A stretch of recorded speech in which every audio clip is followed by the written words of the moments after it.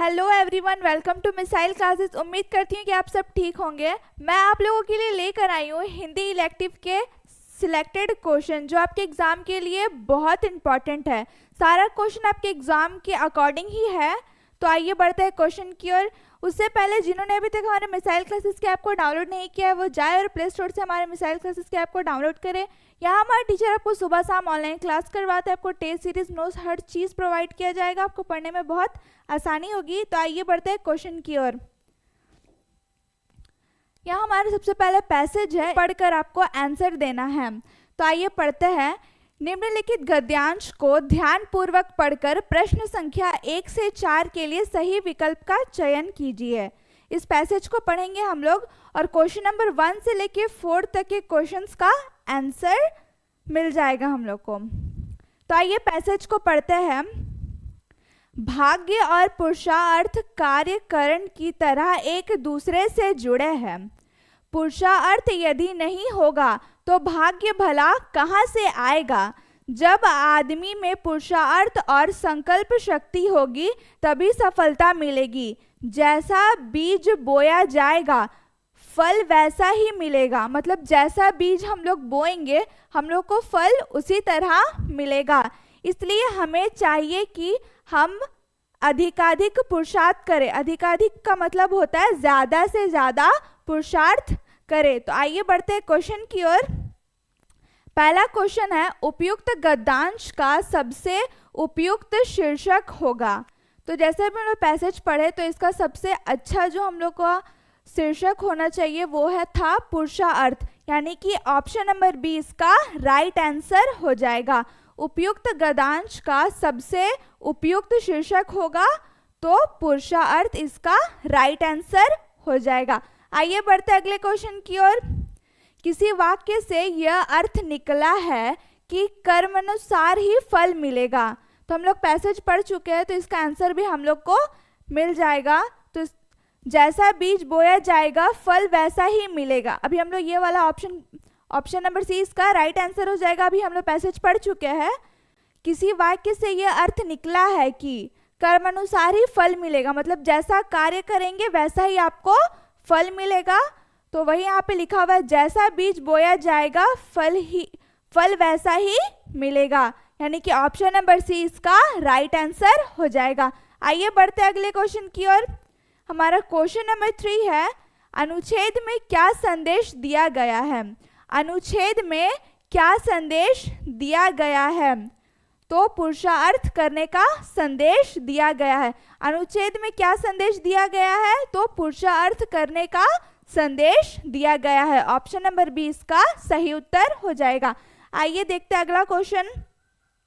संकल्प शक्ति में कौन सा समास है। संकल्प शक्ति में कौन सा समास है। तो संकल्प शक्ति में तत्पुरुष समास है। कौन सा समास है, तत्पुरुष समास है। आइए देखते हैं अगला क्वेश्चन। तो हमारा 1 से लेके 4 तक का क्वेश्चन कंप्लीट हो चुका है, यानी कि पैसेज पढ़ के जो हम लोग को 4 प्रश्नों के उत्तर देने थे वो हमने यहाँ दे दिए हैं। इसी तरह आपके एग्जाम में पूछा जाएगा क्वेश्चन और आपको उसका आंसर अच्छे से करना है। तो आइए देखते हैं अगला। अब हम लोग को एक पोएम पढ़ना है। निम्नलिखित पदांश को ध्यानपूर्वक पढ़कर प्रश्न संख्या 5 से 8 के लिए सही विकल्प का चयन कीजिए। यानी कि क्वेश्चन नंबर 5 से लेकर 8 तक के जो क्वेश्चन पूछे गए हैं वो उसका आंसर ये पैसेज को पढ़कर देना है। जाति हाय रे जाति, कर्ण का हृदय शोभ से डोला। कुपित सूर की ओर देखकर वह वीर क्रोध से बोला। जाति जाति रटते, जाति जाति रटते जिनकी पूंजी केवल पाखंडी, जिनकी पूंजी केवल पाखंडी। मैं क्या जानूं जाति, मैं क्या जानूं जाति, जाति है ये मेरी भूदंड, जाति है ये मेरी भुजदंड। जाति हाय रे जाति, कर्ण का हृदय शोभ से डोला। कुपित सूर्य की ओर देखकर वो वीर क्रोध से बोला। जाति जाति रटते जिसकी पूंजी केवल पाखंड, मैं क्या जानूं जाति, जाति है ये मेरी भुजदंड। तो ये 5 से लेके 8 तक के क्वेश्चन का आंसर हम लोग को देना है। तो आइए देखते हैं क्वेश्चन। हमारा क्वेश्चन नंबर 5 है, इन पंक्तियों में कवि ने किस जाति की चर्चा की है। ये जो पोयम हमने पढ़ा है उसमें कवि ने किस जाति की चर्चा की है, तो कवि ने की है जाति भेद की चर्चा। किसकी चर्चा की है? जाति भेद की चर्चा, यानी कि ऑप्शन नंबर ए इसका राइट आंसर हो जाएगा। आइए देखते हैं दूसरा क्वेश्चन। क्वेश्चन नंबर 6 है, कौन केवल जाति जाति रटते हैं। कौन केवल जाति जाति रटते हैं? तो जो पाखंडी होते हैं वो हमेशा जाति जाति करते रहते हैं, यानी कि ऑप्शन नंबर सी इसका राइट आंसर हो जाएगा, पाखंडी। ऑप्शन नंबर सी इसका राइट आंसर हो जाएगा। आइए अगला क्वेश्चन देखते हैं। सबसे उपयुक्त शीर्षक चुने। सबसे उपयुक्त शीर्षक चुने, तो इसका सबसे अच्छा शीर्षक है वो हो जाएगा जाति। इसमें जाति जाति बार बार दोहराया जा रहा है, तो इस सबसे अच्छा जो शीर्षक हो जाएगा वो हो जाएगा जाति, यानी कि ऑप्शन नंबर डी इसका राइट आंसर हो जाएगा। आइए देखते हैं अगला क्वेश्चन। मैं क्या जानूं जाति में कौन सा अलंकार है। मैं क्या जानूं जाति में कौन सा अलंकार है, तो प्रश्न अलंकार है। जैसे प्रश्न पूछा है मैं क्या जानूं, मतलब मुझे क्या पता कि जाति क्या है, तो कौन सा अलंकार हो जाएगा? प्रश्न अलंकार। मैं क्या जानूं जाति में कौन सा अलंकार है, तो प्रश्न अलंकार है, यानी कि ऑप्शन नंबर 20 का राइट आंसर हो जाएगा। आइए बढ़ते अगले क्वेश्चन की ओर। छापे खाने से संबंधित निम्न में से सही जोड़ा कौन सा है। छापे खाने से संबंधित निम्न में से सही जोड़ा कौन सा है, तो 1556 गोवा। 1556 गोवा इसका राइट आंसर हो जाएगा। 1556 गोवा इसका राइट आंसर हो जाएगा। आइए देखते हैं अगला क्वेश्चन। हिंदी में प्रकाशित होने वाला पहला समाचार पत्र का नाम है। हिंदी में प्रकाशित होने वाला पहला समाचार पत्र का नाम है उदंड मारदंड। उदंड मारदंड नाम है। सबसे पहला प्रकाशित होने वाला समाचार पत्र है उदंड मारदंड। आइए देखते हैं अगला क्वेश्चन। क्वेश्चन नंबर 11 है, समाचार के कितने प्रकार के ककारों का प्रयोग किया जाता है। समाज में कितने प्रकार के ककारों का प्रयोग किया जाता है, तो 6 प्रकार के ककारों का प्रयोग किया जाता है। कितने प्रकार के ककारों का प्रयोग किया जाता है, तो 6 प्रकार के ककारों का प्रयोग किया जाता है, यानी कि ऑप्शन नंबर डी इसका सही उत्तर हो जाएगा। कितने प्रकार के ककारों का प्रयोग किया जाता है, तो 6 प्रकार के ककारों का प्रयोग किया जाता है।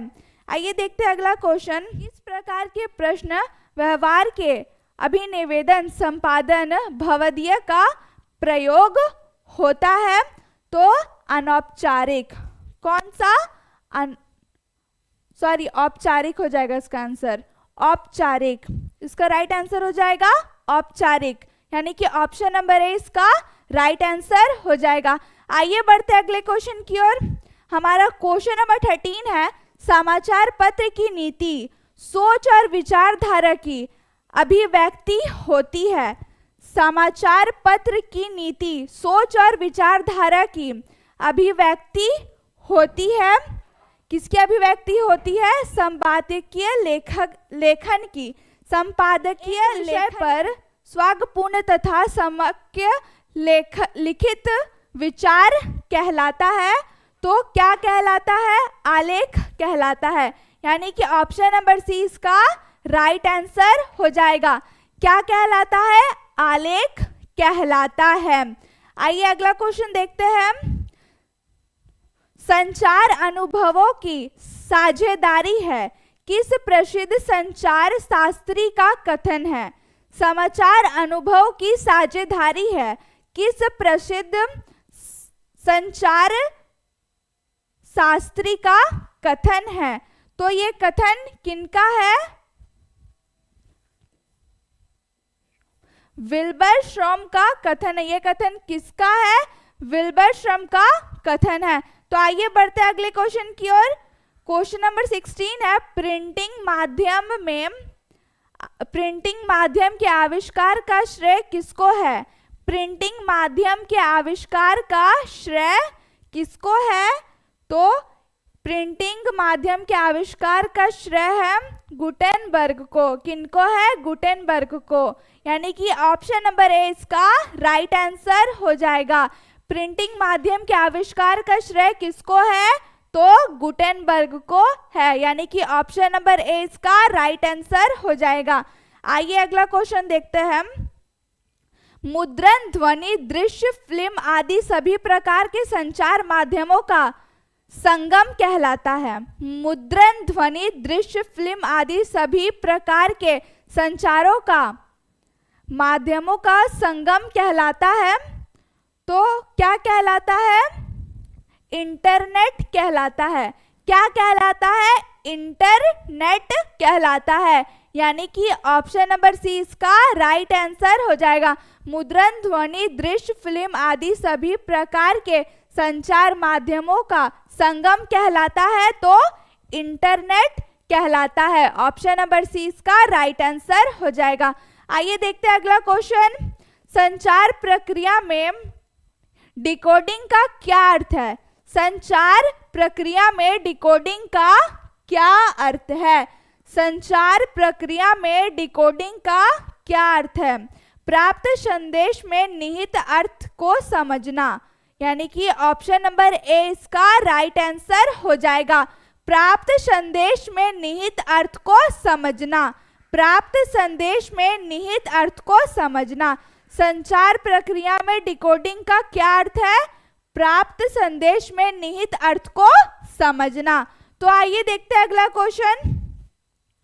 हमारे सामने एक पोयम है, इसे पढ़ के हम लोग को आंसर देना है। तो ये खंड ग है, ये पोयम पाठ्य पुस्तक का है।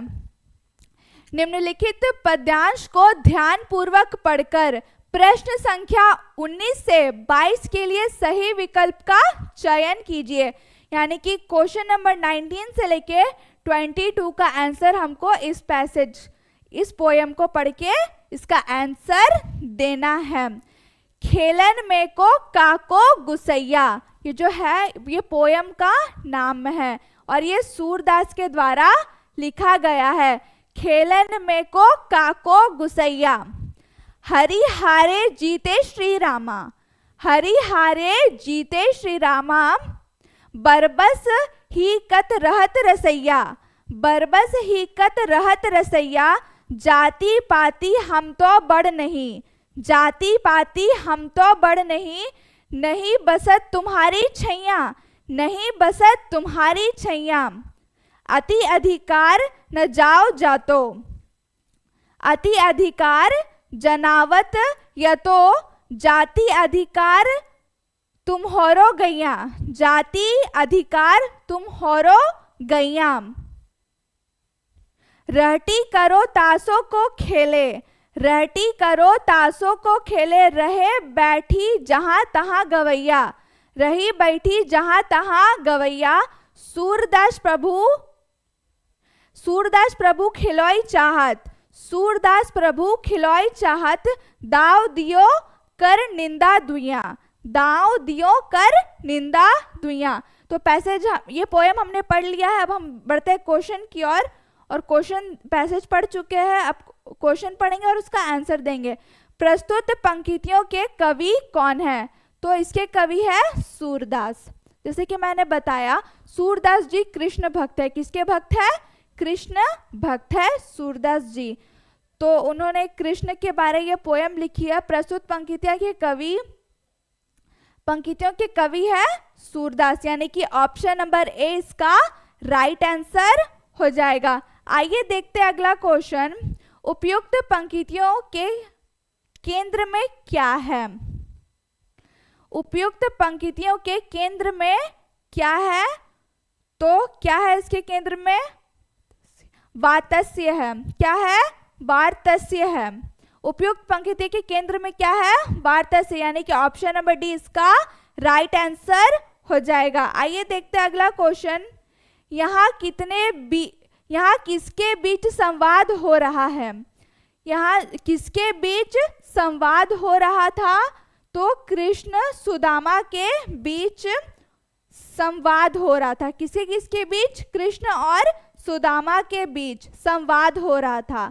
यहाँ किसके बीच बहस हो रही थी? तो कृष्ण के बीच और सुदामा के बीच बहस हो रही थी, यानी कि लड़ाई हो रही थी। जैसे कि ऑप्शन नंबर सी इसका राइट आंसर हो जाएगा। आइए देखते हैं अगला क्वेश्चन। यह पंक्तियां किस भाषा में रचित है? यह पंक्तियां किस भाषा में रचित है? तो यह ब्रिज भाषा में रचित है। ये कौन सी भाषा में लिखी गई है? तो ये ब्रिज भाषा में लिखी गई है। सूरदास की अधिकतर कविता ब्रिज भाषा में ही लिखी गई है। इसके राइटर है सूरदास जी, और सूरदास जी किसके भक्त है? तो कृष्ण जी के भक्त है। आइए देखते हैं अगला क्वेश्चन। कबीरदास किस काल के कवि है? कबीरदास किस काल के कवि है? तो वो है भक्ति काल के कवि। कबीरदास किस काल के कवि है? तो भक्ति काल के कवि है कबीरदास, यानी कि ऑप्शन नंबर ए इसका राइट आंसर हो जाएगा। आइए बढ़ते अगले क्वेश्चन की ओर। देव की रचना हंसी की चोट का छंद है। देव की रचना हंसी की चोट का छंद है, तो इसका छंद है सेवैया। क्या है? सेवैया, यानी कि ऑप्शन नंबर सी इसका राइट आंसर हो जाएगा। आइए देखते हैं अगला क्वेश्चन। घर में वापसी कविता आधुनिक जीवन की किस समस्या से सामना करती है? घर में वापसी कविता आधुनिक जीवन की किस समस्या से सामना करती है? तो किस समस्या से सामना करती है? गरीबी से संघर्ष, परिवार की समस्या। गरीबी से संघर्ष, परिवार की समस्या। गरीबी से संघर्षित परिवार की समस्या, यानी कि ऑप्शन नंबर ए इसका राइट आंसर हो जाएगा। आइए देखते हैं अगला क्वेश्चन।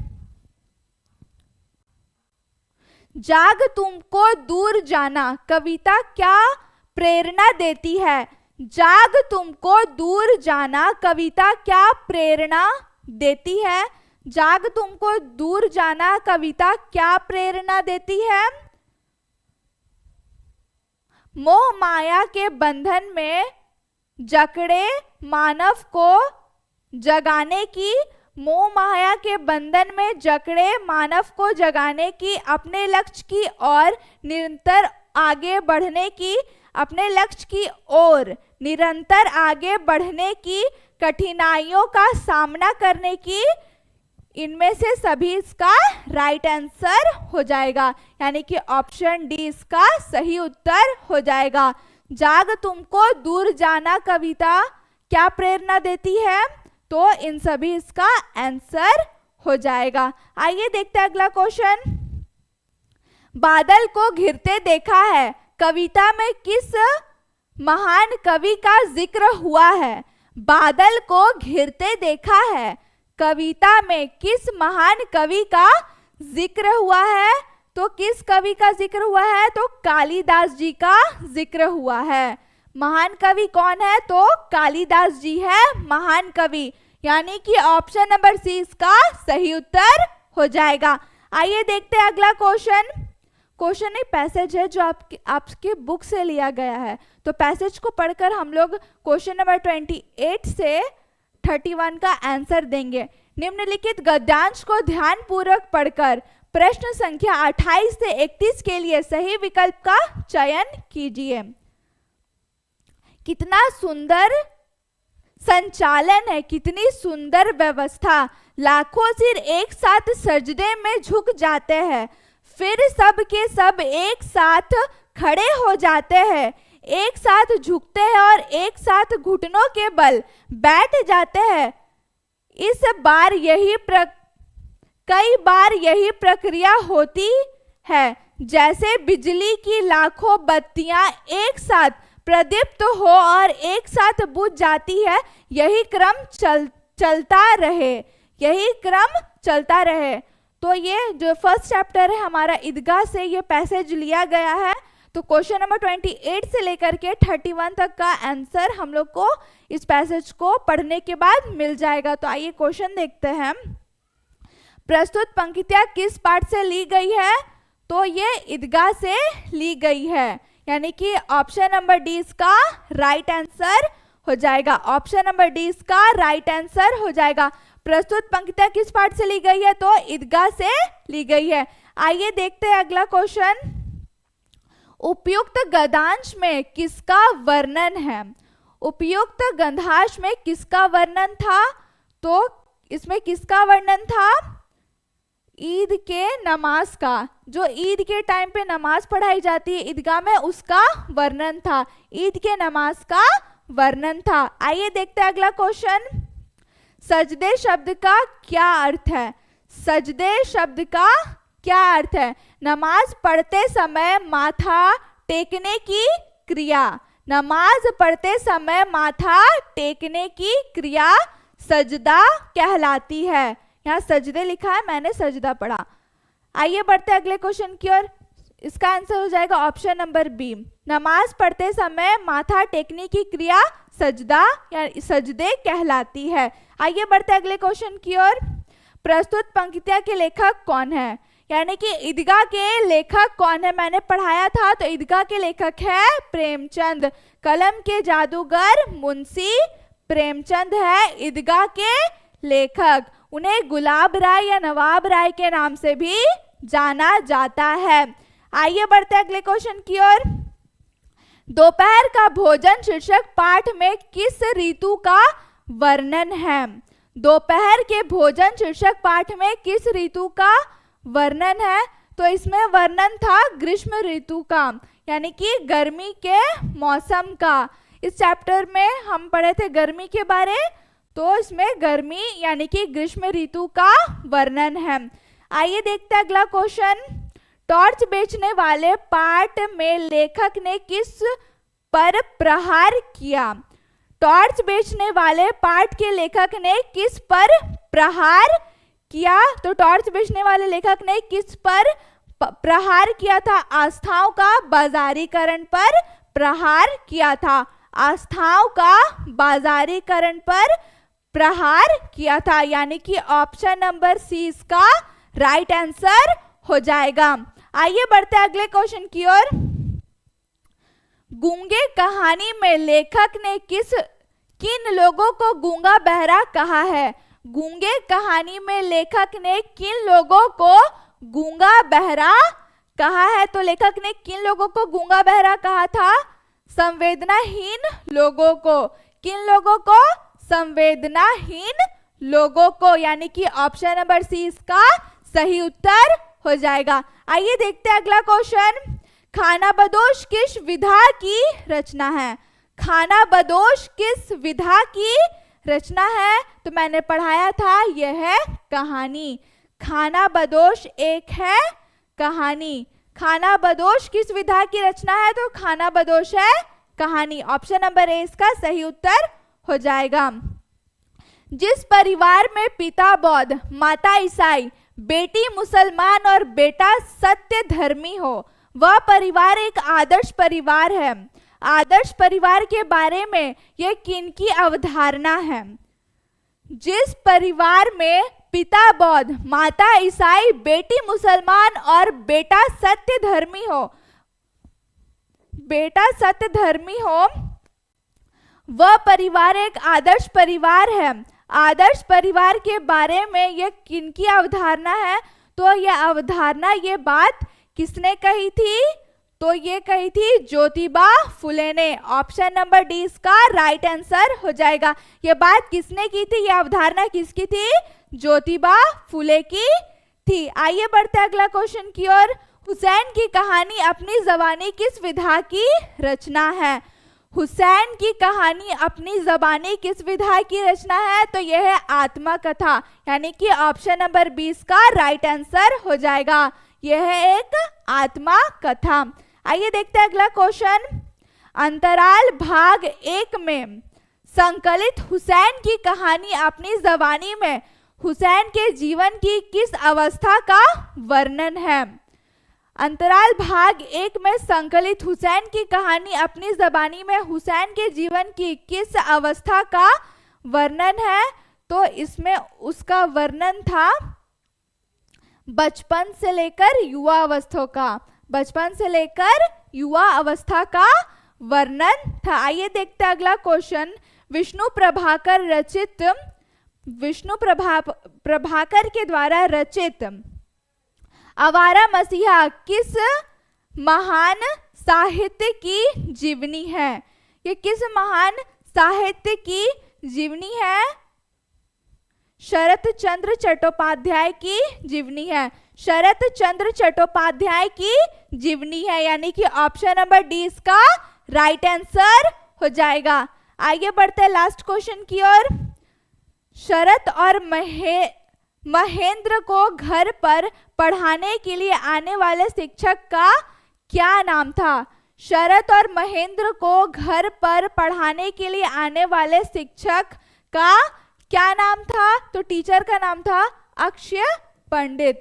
अक्षय पंडित जो थे शरत और महेंद्र को ट्यूशन पढ़ाते थे। तो इसी प्रकार इसी पैटर्न में आपके एग्जाम में क्वेश्चन आएंगे, तो आपको पैसेज पढ़कर, पोयम पढ़कर क्वेश्चन का आंसर देना है। व्याकरण से भी 7-8 क्वेश्चन आने वाला है और बाकी आपका टोटल क्वेश्चन बुक से आने वाला है।